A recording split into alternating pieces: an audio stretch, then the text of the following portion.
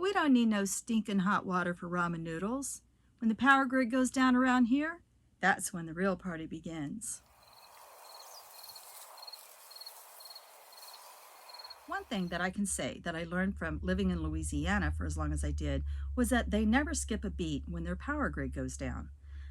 You've heard of hurricane parties, I'm sure, so they pretty much just weather the storm, and I have to admire them for that. So most Cajuns have an outdoor kitchen, so it really doesn't stop them from cooking either. So one thing I will suggest with this video is that you do have some way of cooking outdoors, because you're going to want to have hot water. It's not a necessity, but it sure is nice to have that hot coffee or that hot tea, or if you want hot cereal, to be able to use hot water. If you have to wash your hands and it's really, really cold, like I live in the Midwest, it's nice to have warm water. So I do suggest that you get yourself a Coleman stove and those little propane tanks and a coffee pot. This one just happens to be from Bass Pro. And I can have my hot water or my coffee from this. So if I want my hot water from it, I simply take out the inside, rinse it out, and then I can use the same pot for hot water. But like I was showing you before, sometimes you don't even need hot water. Like we all get used to making our ramen noodles the same way. We put it in a bowl, we crunch it up, we pour water on it, we stick it in the microwave, we bring it back out, and it's all smushy mushy. Well, you can do it with just cold water. The way I want to tell you to do this is to take your bag, take out your little seasoning packet, crunch up your noodles, and then just pour water directly into the bag. Make sure that you don't damage the bag, and the bag will hold your water.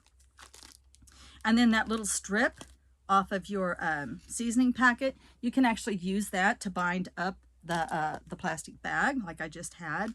And then when you, about 15 minutes goes by, you just take a fork and you jab some holes in here and drain out the excess water, and then you have ready to go, ready to eat ramen noodles. You don't have to wait for them to cool off because they're already nice and cool. So, okay, so there's that. Now in my box, when the lights go out for me, I usually, the first thing I do is I call the utility company, and normally you'll get a busy signal, so you just keep trying. But in the meantime, I go out to the Tin Lizzie and I bring in my glow-in-the-dark box. I call it that because it's got glow-in-the-dark paint on it, and I keep it towards the front so that the sun is always charging my glow-in-the-dark. I don't know, I just like it that way. So what do I keep in my box? Well, things that I only get to see, touch, and feel, and eat, and consume, and enjoy during a power outage. So the pajamas that I'm wearing, these are not my everyday pajamas. These pajamas are kept in the box, and the only time I ever get to see them is when the power goes out. So to me, it's like, oh, a special treat. I get to wear my fun little thumper pajamas, right? So the same thing for my dog. My dog, when the power goes out, this is his toy when the power goes out. So he only gets to see this little sock monkey when the power goes out. So it stays special to him that way. Now I have a dog. You might have kids or grandkids over at your house. Same thing. Whatever comes out of this box goes back in the box when the lights go back on. So everything that's kept in here is very special. I used to do that for my kids when they were little, and I would have their favorite toys. They would hang on the wall, and then every week we would swap them out, and so that their Rainbow Bright, their Care Bear, whatever it was that they wanted to play with for that week became a very special toy. They didn't get to play with it all the time, and so for that whole week, that was their favorite toy. This box is kind of like that same thing. So the things that are in this box are special only for when the lights go out. So you're enjoying the negative side of life instead of dreading it. So yes, I do keep a lot of ramen noodles in here. So I'm going to start with, also with my headlamp. I strongly suggest that you have a headlamp and a rechargeable headlamp. And I always keep mine right next to the door. And if my lights go down during a new moon, I can't see anything, you know. The stars are brilliant, but they're not enough to illuminate my path. And so I think that it's a very good idea to always have yourself a headband, have your own headband, have it adjusted just to you, so you can just slap it on, do what you got to do. Always make sure this thing is charged, though. Never let it run out of a charge. So there's that. Okay, and then this is also important, is that your storage of batteries. So you do need, AA are used a lot, but you do need to have a nice fresh supply of batteries. Now, when you have a pack of batteries, make sure that you're storing them in the package that they came in, or that these ends are not touching. Like if you put them all in a baggie, they're going to roll around, and they're going to they're going to touch, like your sides or your ends are going to touch with each other, and it's going to kind of compromise your batteries a little bit. It could even, they say it could even spark a fire. I don't know, I've never had that happen, but I don't want it to happen either, right? I don't want to set my party box on fire, so I make sure that I store my batteries in the package that it came in. Once this is opened, you can get yourself one of those, what they call an aerial battery pack, which is what, or aviator battery keeper. And it just keeps your batteries just like this does, just keeps them sorted out. Or you can use like hunters use a storage box for the shotgun shells. You can set your batteries down in that, snap it shut, and then the ends of your batteries aren't touching each other. So either or, make sure that your batteries are kept in something where they are kept separate and apart. I also keep these little lights in there. These are very convenient. They're the kind that you just pull open. I'm not going to do it now because I'll blind you, but I don't even store them with the batteries in. I just have the batteries in the box. So these are nice to have. And I just have a couple of those sitting around. And then always have a long-handled, lighter, because when you want to light your Coleman stove or whatever, you want to make sure that you have a long lighter. Also, I keep tea lights for light. This is not as easy though if you have little kids or if you have cats. One tea light will last you about 4 hours. But if you do have kids around, they're kind of dangerous. So I would skip the tea lights altogether, and I would just get more little battery lights. They make little bitty ones you can catch at Walmart for almost nothing. But I do like the tea lights, and so I have a heavy onyx tea light holder. And what I do is I simply put my tea light down in this thing. That thing isn't going anywhere, but I don't have toddlers and I don't have cats over here. My cats all live next door. So the lighter is good, you know, for reaching down in there and lighting my tea lights as well. And like I said, each tea light will last you about 4 hours. In addition to that, get yourself some glow sticks. Glow sticks are great for, I think my flashlights. So I do keep a supply of flashlights in here. I have several. Not sure where they're all at right now at the moment, but I have several flashlights. And if you have the kids, if you have kids or if you have the grandkids over and you want to give them an age appropriate flashlight, maybe not something like a heavy mag light, but a little light plastic flashlight, it's really nice also if you keep your electrical tape in here. And what you can do is you can just take a glow stick and light it, and then tape your glow stick to the flashlight, and then the kids can be in charge of their own flashlights that way, and they can always find them without leaving the flashlight on to run down. And then it's very, very important though that when the lights come back on, everybody turns in their flashlight. They can keep their glow stick because it's only going to last so long, but they have to turn in their flashlight. They only see their flashlight when the lights are out. Otherwise, you're looking everywhere for a flashlight. It's supposed to be in the junk drawer, right? But it's not. Okay, so there's all that. And then what's left in here? I think pretty much just the food. When I talk about the food, this is all food that we don't normally eat. Like, we would probably not eat any of this. But when the lights go out, it becomes a party. We're living in the negative side. So now we get to eat our junk. So, but my dog still can't have anything with nitrites in it. It actually gives our dogs seizures. We had to learn that the hard way. We didn't know what was giving our dogs seizures. They are brother and sister. And it turned out anything with nitrites in it, or a preservative like hot dogs and sausage and things like that, they can't have it. It immediately gives our dogs seizures. But we can have it. When lights go out, it's a party, right? So we tolerate it. And so with your ramen noodles, you also might want to kind of dress them up a little bit with things like sausage.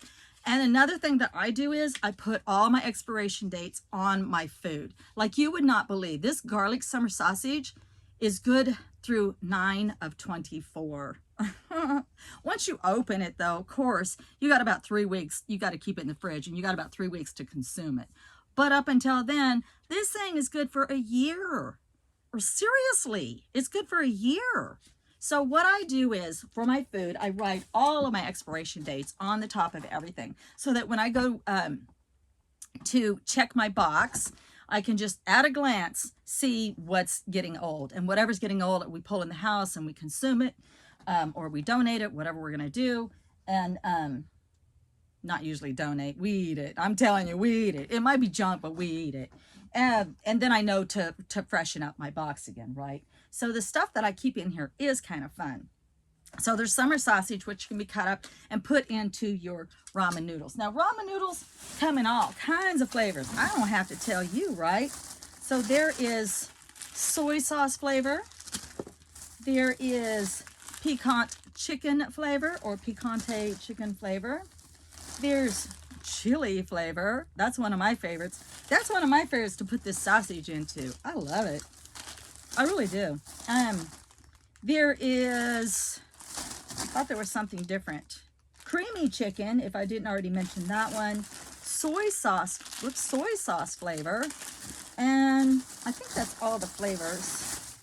Yeah. So you get the idea. So there's a lot of ramen noodle flavors for you to choose from. And you can do so much with ramen noodles. Go on those channels for the jailhouse recipes and learn how to make ramen noodles and whatever. I mean, you can turn them into breakfast burritos, supper burritos. You could turn them into just about anything and everything. I've seen people put peanut butter in it and have pad thai noodles. So speaking of peanut butter, this peanut butter is good through October of next year. Until it's opened, of course. But until then, it's good through October of next year. Peanut butter is so good. I mean, it's like it's a maybe not the most healthiest foods for you because it's like kind of fatty or whatever, but in a pinch, like during your party, like your lights out party, peanut butter can go on almost anything, especially like your celery. If you got celery in the fridge, put your peanut butter on your celery and get that celery eaten up. But it's always good, of course, on crackers. So we have that, probably something I never eat, never do I ever eat unless the lights go out, and that's the Cheese Whiz, or this is called Cheese Wow. And this stuff, again, this is good until June of 2024. So yeah, cheese in a can. Oh yeah, that's too cool. Then we have my personal favorite. My husband doesn't get into these, but I sure do. I love sardines. I fell in love with sardines back when I used to camp all the time. And so I have mustard sauce and Louisiana hot sauce sardines. Yeah, that'll bring every possum, stray cat, and raccoon into your yard. And then I also do the apples and cinnamon oatmeal, because as you know, you do not have to have hot water in order to make oatmeal. You can put it in anything, pour the water on it, room temp water on it, tap water, and it's just like your ramen noodles. You let it sit long enough and you're going to have breakfast. Then just quickly go through, like I do breakfast bars like that. They also make a fettuccine miracle noodle. So this is already cooked noodles. So you just empty this out into a bowl and add pasta sauce and you have room temp spaghetti. So this is really good. And you can also add that summer sausage to it and make that really good. And then raisins, because of the oatmeal, where the oatmeal went. I don't eat raisins very often, and so when the power's out and in the morning, I like to have the flavored oatmeal with raisins in it. It's just a fun way of eating it that I don't enjoy all the time. Then specialty, I have Lady Grey tea. I don't normally drink it, but the lights are out. It's a party. Then they have these Land O'Lakes Cocoa Classics, French vanilla, caramel. You know, I don't drink this stuff all the time. When the lights are out, hey, it's a lights out party. And then I also have canned coffee for an emergency. And these things here, this is only good for like 3 months. So the way that I remember to check my box is I pay my trash pickup bill every 3 months. And so that's a good way for me to go around and check my box. And it's just right on my way to the store. I just look inside, go through it and see what's, you know, getting ready to expire. And I make sure that I consume those and then I can replace them. And then you got to have stuff to do, right? I forgot to mention hand warmers. I have hand warmers, a whole package of that. I also have one of those portable cell phone charger things, but my husband has it in his Jeep right now. So he has that with him. I can just charge my phone out in my truck. I have a glow-in-the-dark blanket. I love this thing. Actually, I keep this out and use it all the time because me and Bo just love that. And for heat, we have these hand warmers, and me and Bo have each other because we love to cuddle. And then what to do when the lights go out. So for me, that's a fun time for a facial. So I have a marble peel-off mask, and I have a anti-stress face mask that is gummy bear scented. Yeah, I do that. And my husband, oil treatment for his beard. That's what he can do. So we can sit around and do our beautification. And then for entertainment, I have an adult coloring book. And that's the only time I ever use these adult coloring books is when the lights go out. And then I can sit here and color pages. And this is fun to do with kids too. You can all color one page, which is so fun because your hands are all jammed up and it makes it a lot of fun. Bible, put a little Bible in here. If you are on a spiritual path and you are Christian, you can put a Bible in here and you guys can sit down with the kids and you can go over your favorite Bible stories with the kids. I keep a Taoism book. It's very thick and concentrated and heavy reading. And if there's too many distractions, I won't read it. But if it's in this box and the power's out, I'll happily read that book.